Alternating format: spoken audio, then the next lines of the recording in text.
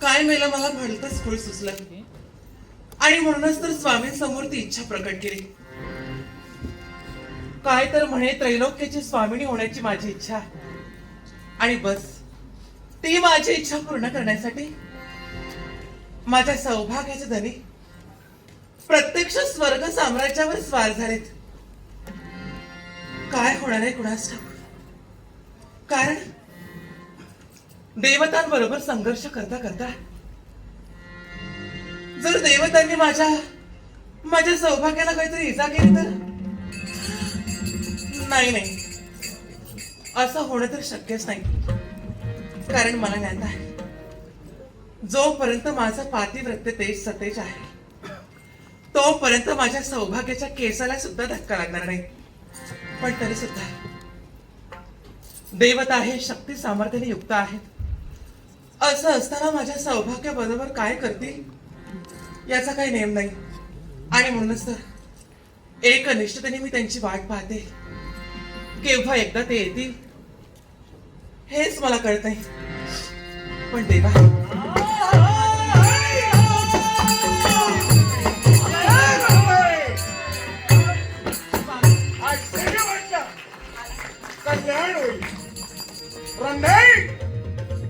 मला एक आश्चर्य वाटतंय ग. आपलीच वाट पाहत पाताळवन सम्राट कालनेमी महाराज यांची कुती एक कन्या तू राज वैभवात वाढली. गजांत लक्ष्मीत वैभवात वाढलेली असो तुझ्या स्वयंवरात देशोदेशी ते राजकीर्ते आले. पण असं असताना सुद्धा एक धनहीन जलधार सागर पुत्र ज्याचं वैभव म्हणजे वालुकामय प्राण होईना. निश्चित मग त्यात तू माझीच निवड केली. हा विचार कसा काय केला? याला सुद्धा कारण आहे. धनाच्या श्रीमंतीपेक्षा मनाची श्रीमंती मोठी असते नाही का. आणि तेच तुमच्या मनाची श्रीमंती आणि म्हणूनच तर माझी वरमाला तुमच्या कंठी अर्पण. म्हणूनच तुझ्या बापाला मी शब्द दिला होता तुमच्यापेक्षा चुका ठेवीन असं मी सांगत नाही. पण तिच्या नेत्रावटे केव्हाही अश्रुधारा येऊ देणार नाही एवढं तू नक्की दे. आणि तुझी इच्छा की स्वामी मला जर काही द्यायचं असेल तर त्रैलोक्याची स्वामिनी मला व्हायचंय होईना. या तुझ्या इच्छेसाठी मी स्वर्गावर स्वारी केली. काय झालं माहितीये का? काय झालं? देवेंद्र महाराज यांचा आणि माझा संघर्ष झाला. अरे बापरे. ऐकून ज्ञात होत की देव कपटी आहे पण खरंच ती कर. अगं दोघांच्या घनघोर संघर्षात देवेंद्रानो नागपाठानो मला दखड बंद केलं. मग काय झालं? मैत्रासमोर काळ माझ्या उभा राहिला. माझा बाप म्हणण्यात सागर संकट समय माझ्या बापाला मी हात दिली ग. पण माझा बाप आला नाही. ज्याने या जलधराचं जातक कर्म केलं ते उत्पत्ती करणार आहे. सत्यलोकीचा प्रमाण आहे त्यांचा मी धावा केला तेही आले नाही. क्षण मला ज्ञान दिलं ते माझा गुरु देवर्षी नारद महामुनीने हाक दिली तेही आले नाही. पण एक आश्चर्य घडलं. आश्चर्य माझ्या नेत्रासमोर काळ दिसत होता मूर्तिमंत मृत्यू. आणि माझ्या मनात विचारले ग ऐन तारुण्यात जर का मी या जगाच्या आड झालो तर माझी भार्या म्हणजे तू वैथव्याच्या पंक्तीला बसली आणि अशा या वयात हा राक्षसरूपी समाज तुला जगू देईल काय? आणि बोलता बोलता माझ्या मुखातो माझी वृंदा हे नाव बाहेर पडतात सारे नाव देवाचीच कृपा. मला एक सांग, काय दैवी तत्वानं नटलेले नागपाश केवळ वृंदा या 2 अक्षरानं तुटले असं तुझ्या नावात आहे तरी का? स्वामी, हा अहो यात माझ्या नावाचा चमत्कार कसला? मग हा तर त्या माझ्या परमेश्वराचा चमत्कार आहे. परमेश्वर हा. कोण? समजू लागल्या दिनापासून ज्या माझ्या वैकुंठ नाथाची मी भक्ती करते काय? तोच माझा वैकुंठीचा नारायण. आपण माझा निरोप घेऊन गेलात ना, हो. अगदी त्या क्षणापासून मी माझ्या देवाला आणण्याचं कर्तव्य करत आहे. आज त्या देवानं माझ्या भक्तीचं फळ पर्यायानं देव मागच्या वैरी आहे. सागर मंथन केलं दैवताने, सागरात घुसळण केलं. माझ्या बापाच्या उदरात टाला जलाच्या प्राणांना त्रयीभवन केलं. आणि हे जेव्हा मला कळलं म्हणून स्वर्गावर स्वारी केली शिवाय तुझी इच्छा. मग तो देव माझा वैरी असताना त्याच्यामुळे माझे पाठ तुटतील हे मला पटत नाही. स्वामी, आणि दुर्दैवानं आपला जरी विश्वास नसला तरी सुद्धा त्या भगवंताचाच चमत्कार आहे माझा. कदाचित तसं जर असेल तर आता आहे. हा. वंदे, काय? तू माझी फारी आहे, मी तुझा नवरा आहे. तुला सुखात ठेविना माझा शब्द आहे. या क्षणापासून वैकुंठीच्या नारायणाचं भजन पूजन नामस्मरण तुला बंद करावं लागेल. नाही नाही स्वामी, थांबा. हा? असं नका बोलू. कारण माझ्या भगवंताच्या नामस्मरणाशिवाय माझं जगणं सुद्धा व्यर्थ. मला एक सांग, काय? लग्न झालेल्या स्त्रीला सर्वात प्रिय कोण? आपल्या पती सौभाग्य. म्हणजे परमेश्वर ना. हो. मग काही गरज त्याची आहे? पण स्वामी, असं असलं तरी सुद्धा आज त्याच्या आशीर्वादाने तुम्ही सुखरूपपणे इथपर्यंत आला. हा तर त्या माझ्या भगवंताचा चमत्कार आहे. भक्ती बंद करणार की नाही? नाही, स्वामी. भक्ती बंद करावी लागेल. नवरा आणि बायको संसाराची 2 संसार रूपी रथाची ही 2 चाकं आहेत ग. एकमेकाच्या विचारानं वावरू लागलो तरच संसार सुखाचा होईल. विश्वास आहे माझ्यावर, कशाची कमतरता वाचू देणार नाही. पण त्याची भक्ती बंद करावी लागेल. नाही स्वामी, काय? माझ्या भगवंताच्या नामस्मरणाशिवाय आतापर्यंत अन्नाचा कण ना पाण्याचा थेंब सुद्धा मी कधी प्राशन केला नाही. असं असतं. तुला सांगतात भक्ती बंद करणार की नाही? भक्ती बंद करणार की नाही? माझ्या क्रोधाला चेतवणी देऊ नको. नाही स्वामी. विचार केला नाही नात्याचा. मला सांग, काय करणार तू म्हणलीस? नाही स्वामी, भक्ती करणार. आपण मला मारला असला खाल्ला तरी चालेल, अरे! प्रसंगी माझा जीव घेतला तरी चालेल, पण माझ्या भगवंताचं नामस्मरण मी नाही बंद नामस्मरण करणार नाही. नाही नाही स्वामी, नाही ना तर फोरावं लागतंय. त्यापेक्षा कुरांगार कालटे माझ्या 7 जन्माच्या हाड वैरणी हया नागणी माझे वैरी देव आणि त्यांचं भजन पूजा तर माझी भार्या करत आहे. आतापर्यंत हे माझे 2 हात माझ्या भगवंतासमोर जे जोडलेत ना मी, काय? तुम्ही माझा जीव घेतला तरी माझे हे 2 हात मी नाही! जोडले मस्त बसणार नाही स्वामी. याच हाताला जर का माझ्या वैराचं पूजन होत असेल तर काय? हे तुझे 2 हात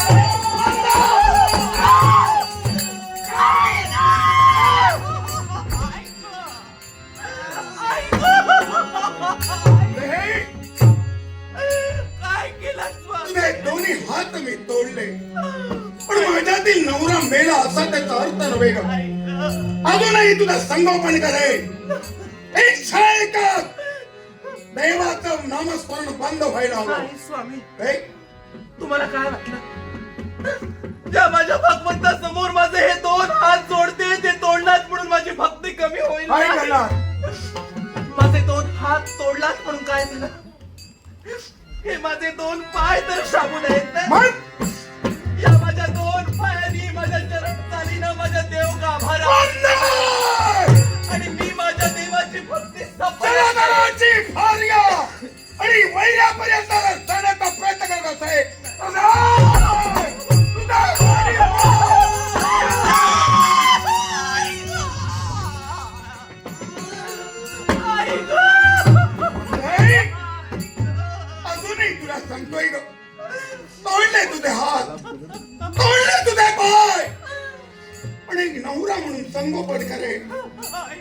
पूर्ण करेन.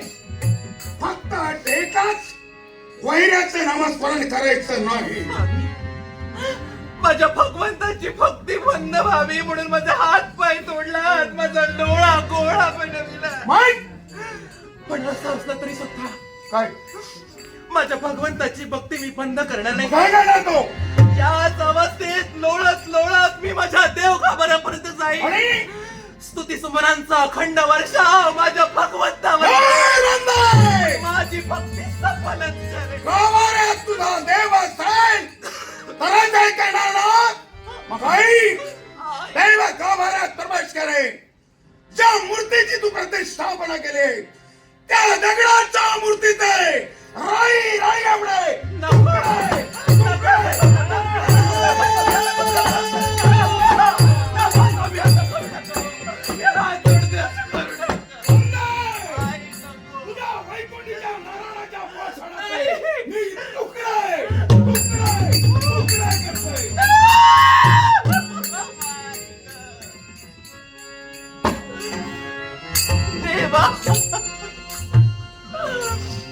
माझ्या भगवंताची भक्ती बंद व्हावी म्हणून माझ्या सौभाग्यानं माझा लोळा गोळा बनविला. देवा, हा दिवस दाखवण्या अगोदर देवा माझे प्राण जर घेतले असते तर फार बरं झालं असतं. देवा, माझे हात पाय तोडलेत म्हणून मला वाईट वाटलं नाही रे. पण लग्न करून उभारल्या संसारात प्रवेश करत असताना माहेरून जी प्रतिमा तुझी देवा घेऊन आले त्या माझ्या देवाच्या प्रतिमेचे शतशः तुकडे माझ्या सौभाग्याने केले. देवा, देवा, हेच का रे माझ्या भक्तीचं फळ दिलंस तू? हेच का रे माझ्या भक्तीचं सामर्थ्य ठेवलंस तू? कुठे आहेस देवा? देवा, झोपला असशील तर जागा हो देवा. उद्याचं मरण आज झालं तरी चालेल, पण या अंत समयी देवा गोड गळ्याने देवा तुला आळवण्याचं कर्तव्य करते देवा. देवा, धाव, माझ्या हाकेला धाव देवा, माझ्या हाकेला धाव. लागला गळा हा पाश पहा घननी, लागला गळा हा पाश पहा घननी, मिठू नको दही जाडो, मिठू नको दही जाडो, मिठू नको दही जाडो. लागला गळा हा पाश पहा घननी.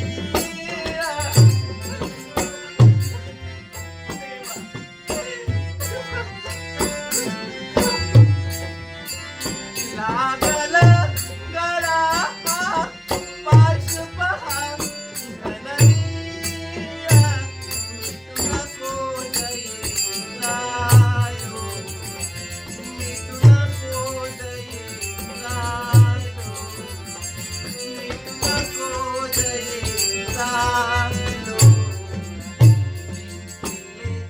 तुला कधी काळा, जिंकले तुला कधी काळा, प्रलयाची आली वेळा, प्रलयाची आली वेळा.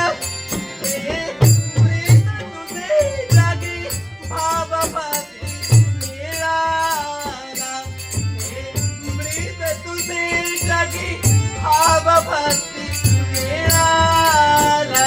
लागला गळा हा पाश पहा घननी, मिठू नको दही जाडो, मिठू नको दही जाडो, मिठू नको दही जाडो. हे अवधानाच्या देवते, हे पाचव्या देवीचा पुण्य गंगे, हे मंगलमय देवीच्या मंगलमय देवते, हे हृदय, हा तुझा परमेश्वर आलाय, ज्या बालपणापासून एकानिष्ठ भक्ती करतेस. ही भक्तीची सफळ ठरले.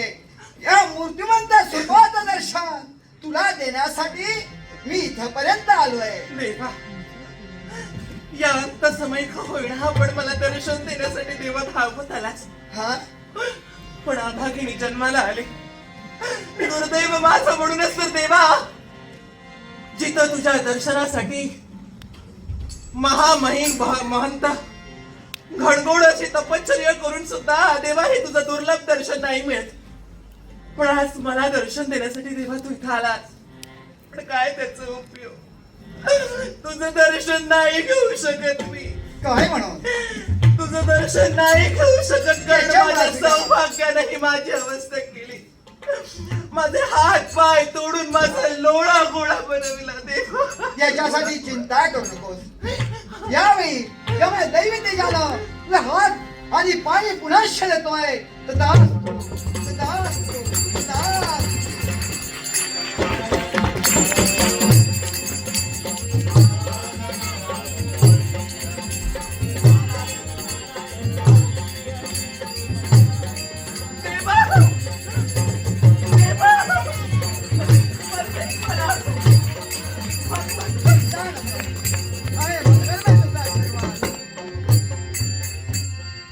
देवा, खरोखरच माझ्या जन्मोजन्मीचं पुण्य फळाला आलं की काय असंच मला वाटतं देवा.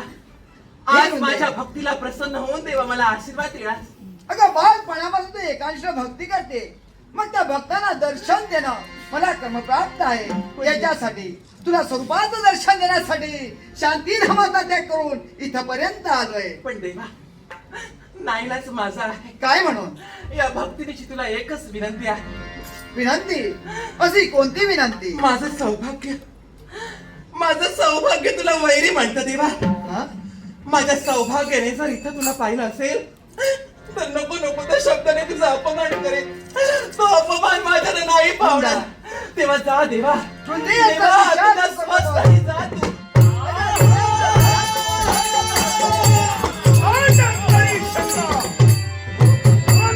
हातापाय तोडले अति रक्तस्त्राव झालं ना. चिंता करू नकोस. रंदा संपली असते सौभाग्य. पण मनात किंतु नको म्हणून इथं आलोय.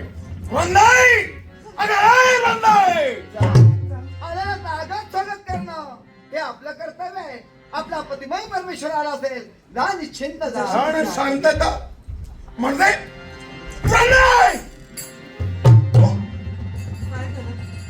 मला एक सांग, मी स्वतः तुझे हात आणि पाय तोडले, मग मूर्ती म्हणता माझ्या समोर आता जीवनदा उभी आहे. पूर्ववत हे कसं काय? जिचे तुम्ही हातपाय तोडलात ना हा, तीच तुमची लाडकी बायको वृंदा आहे मी. ती कशी काय? याला सुद्धा कारण आहे. काय करणार? माझा हातपाय पुनश्च कसे आले याचं नवल वाटतं ना तुम्हाला? बरोबर आहे. हे माझे हातपाय मला पुनश्च पुढे दिले माझ्या देवानं मला दिले. ऑनलाईन माझा देव माझ्या वैकुंठी जाणार आहे. तो माझा जगत पालक महाविष्णू. त्याची एवढी मदत माझ्या पत्नीच्या मारी आलाय तर जा म्हणा.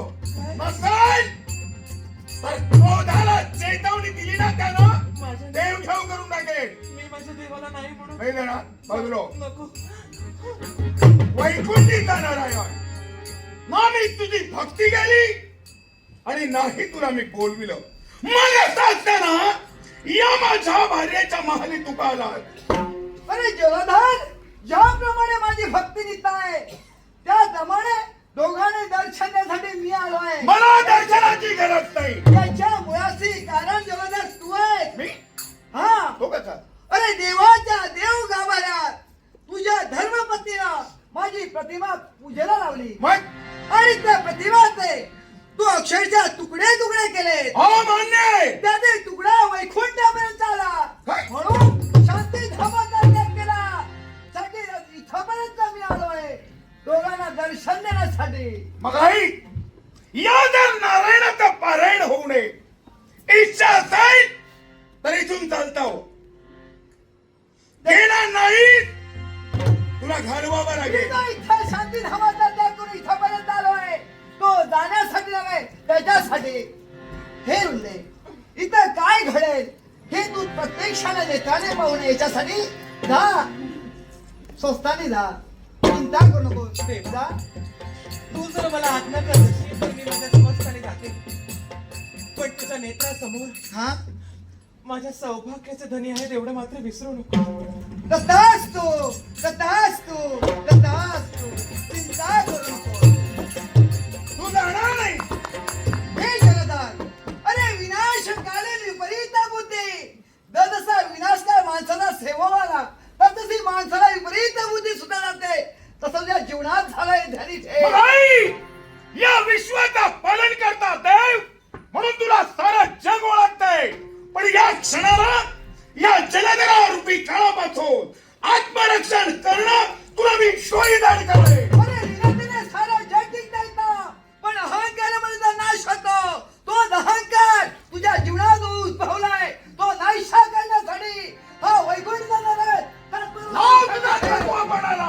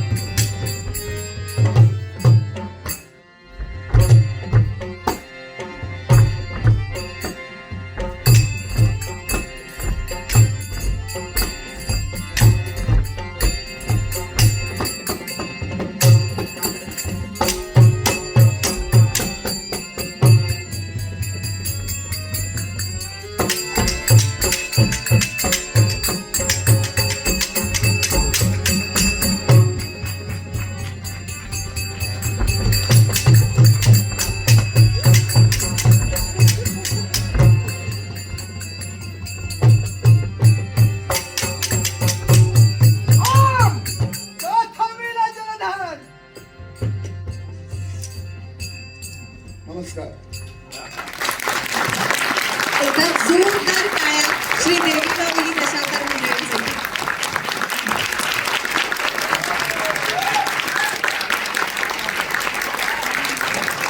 मला सांगायला अत्यंत आनंद होतोय की ही सगळी मंडळी तुम्हाला आमच्या चित्रपटात पण दिसणार आहेत. आणि अगदी जेव्हापासून सुबोधच्या डोक्यात ही संकल्पना आली तेव्हापासून या सगळ्यांची मदत या चित्रपटाला लाभली आहे. तर त्यासाठी खूप खूप धन्यवाद. नमस्कार. आम्हा कलाकारांचा आराध्य दैवत गणपती गजानन. शिवाय इथं सिनेसृष्टीतील अनेक नटवर्य नटसम्राट आहेत, त्यांच्याही चरणी मी विनम्र होतोय. शिवाय आम्हा कलाकारांचं जे उत्कर्ष होतात म्हणजे आमची भाग्य देवता म्हणजे तुम्ही रसिक प्रेक्षक, तुमच्याही चरणी मी विनम्र होतो. रसिक हो, वृंदा जलधर हा एक भाग आहे. याच्यामध्ये किमान 12 पात्र असतात आणि 3.5 तासाचं नाटक असतं. त्याच्यातील एक भाग आम्ही तुम्हाला दाखवला. सुरुवाती इथं काय होतं, विष्णू वृंदेसाठी जलधरा समोर पराजित होतो. मग जलधर त्याला वृंदेशच्या महालासमोर आपला नोकर बनवून ठेवतो आणि जलधर स्वर्गावर स्वारी करतो.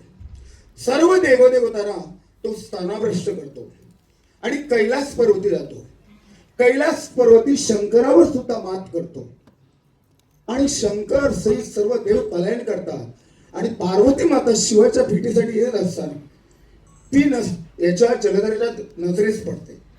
मग जलधर तिच्या सौंदर्यावर मोहित होतो आणि तिच्या इब्रतीवर खाला घालण्याचा प्रयत्न करतो. तेव्हा ती चकून पडते. सर्व देव विष्णूजवळ येतात. विष्णू पाहिलं तर एक द्वारपाल होऊन आहे. मग ठरतं की आता मारायचं कसा. नारद मुनी म्हणतात की बाबा रे, याला कुणी मारू शकत नाही, कारण तो वरदी आहे. वर काय, जोपर्यंत त्याच्या बायकोचं म्हणजे वृंदेचं पातिव्रत्य ते सतेज आहे तोपर्यंत त्याला मृत्यू नाही. पर्यायानं विष्णूला सांगतात की हे तू कर. मग विष्णू तो विचार करतो, अरे विश्वातील लाखो करोडो पातिवृत्य तेज जर भ्रष्ट करण्यासाठी हा तत्पर होईल, तर त्यापेक्षा विश्वकार्यासाठी एका स्त्रीचं शील भ्रष्ट म्हणजे झालं तरी चालेल. म्हणून विष्णू तयार होतो. तिकडे वृंदा वाट पाहत असते आणि विष्णू जलधराच्या रूपानं वृंदे समोर जातो. तिथं पातिव्रत्य तेज भ्रष्ट करतो आणि तिथंच तो पूर्व रूपात येतो. वृंदेला हे कळतं. त्यावेळी वृंदा त्याला शाप देते की तू दगडाचा होशील आणि वेळा वेळा होशील. हा शाप दिल्यानंतर इकडे जलधरला सारेजण देव मारतात. त्याप्रमाणे मृत्यू आला त्याचा. आणि विष्णू विवळत पडलेला आहे, वेडा झालेला आहे. ती सती देते वृंदा त्याच्या राखीत लोळत असतो. मग देव विचार करतात आता काय करणार. म्हणून देव सर्व पुन्हा त्या सतीची आराधना करतात, म्हणजे वृंदेची आराधना केल्यानंतर बराच कालावधी लोटतो आणि वृंदा प्रगट होते सती रूपाने. आषाढ शुद्ध एकादशीला हा शाप दिलेला असतो आणि कार्तिक शुद्ध एकादशीला वृंदा प्रगट होते आणि त्या विष्णूला आपण वेडा आणि म्हणजे चितेतून उठवते, पूर्व शुद्धीवर आणते. त्यावेळी देव शुद्धीवर येतो आणि तिला विचारतो की काय तुला हवं ते सांग, मी देईन. तेव्हा ती आपलं सौभाग्य मागते. मग सौभाग्य मागितल्यावर देव घाबरतात. जलधर जिवंत झाला तर काय होईल. तेव्हा महाविष्णू सांगतो की बाबा रे, विष्णूने ज्या जलधराचा घात केला तो जलधर जिवंत करणार नाही, हिला एक दिवसाचं सौभाग्य देणार.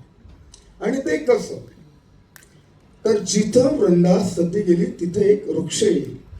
त्या वृक्षाला तुळशी म्हटलं जाईल. त्यानंतर प्रत्येक हिंदूवासी जण याची आठवण म्हणून आपापल्या अंगणासमोर तुळशी वृंदावनाची स्थापना करते. आषाढ शुद्ध एकादशी पासून कार्तिक शुद्ध एकादशी पर्यंत 4 महिने म्हणजे चातुर्मास ज्याला आपण म्हणतो तो. आणि द्वादशीला देव शुद्धीवर आला म्हणजे चातुर्मास पूर्ण झाल्यावर. म्हणून त्या दिवसाला महत्व ठेवण्यासाठी देव सांगतो की या तुळशी वृंदावनात उमा रमा सावित्री म्हणजे आवडी धात्री आणि मालती रूपाने येतील. अग्रस्थानी दिंडा म्हणून आपण त्याला म्हणतो, त्याच्या अग्रस्थानी शिव असेल, मूळस्थानी ब्रह्मदेव असेल आणि आपण स्वतः मध्यस्थानी असू आणि सर्व भक्तभाविक आपलं लग्न लावतील. त्या एक दिवसाचं सौभाग्य हे वृंदेला दिलं. आता देव प्रश्न करतात, अरे बापरे, ही जलधराची बायको, तू कसं काय लग्न करणार. हा म्हणजे अनुचित कृत्य आहे. तेव्हा पण विष्णू सांगतो की जलधर मी आहे आणि वृंदा ही लक्ष्मी आहे. आणि ती कशी, तर दानव सम्राट कालनेमी याने भक्ती केली होती अमोभयताची की लक्ष्मीसारखी कन्या आपल्या कुलात जन्माला यावी. त्यामुळे लक्ष्मी अंश रूपानं वृंदा या नावानं जन्माला आली म्हणून ती लक्ष्मी. मग जलधर तो तुम्ही कसे. तेव्हा सांगतात की एक वेळ सागर किनारी शिवशंकर सारीपाठ खेळत होते. एवढ्यात नारायण नामाचे ललकारी ऐकू आले. आता नारद आल्यावर त्यांना मागची आठवण झाली. एक वेळ अशाच खेळामध्ये शिवशंकराला आपल्या लंगोट्यासहित सर्व गमवावं लागलं होतं. ते पुन्हा घडू नये म्हणून शिव पार्वती तो सारीपाठाचा डाव गुंडळून पळत असताना त्यांना घर्मबिंदू येतो घाम आणि तो घर्मबिंदू ते फेकत असतात अधांतर येऊन. हे विष्णूनं पाहिलं. शिवाचा घर्मबिंदू वाया जाऊ नये म्हणून अंश रूपानं विष्णूनं त्याच्यात प्रवेश केला आणि तो सागरात जातात. त्याच्यातून सागरपुत्र जलधर म्हणून जन्माला आला म्हणजेच तो विष्णू. म्हणून आमचं लग्न होतं. तर अशा तऱ्हेनं हे नाटकाचा मग शेवट होतो. त्याचा थोडासा भाग मी तुम्हाला दाखवला. तुम्ही आता नुकतं सांगितलं तरी ते सगळं नाट्य आमच्या डोळ्यासमोर उभं राहिलंय. आणि आता मला असं वाटतं सगळ्यांनी येऊन बघितलं तर जास्त मजा येईल कोकणात. अनेक कलाकार तर थँक्यू तुम्ही इथे आलात आणि हे सगळं इतकं सुंदर प्रकारे सादर केलं.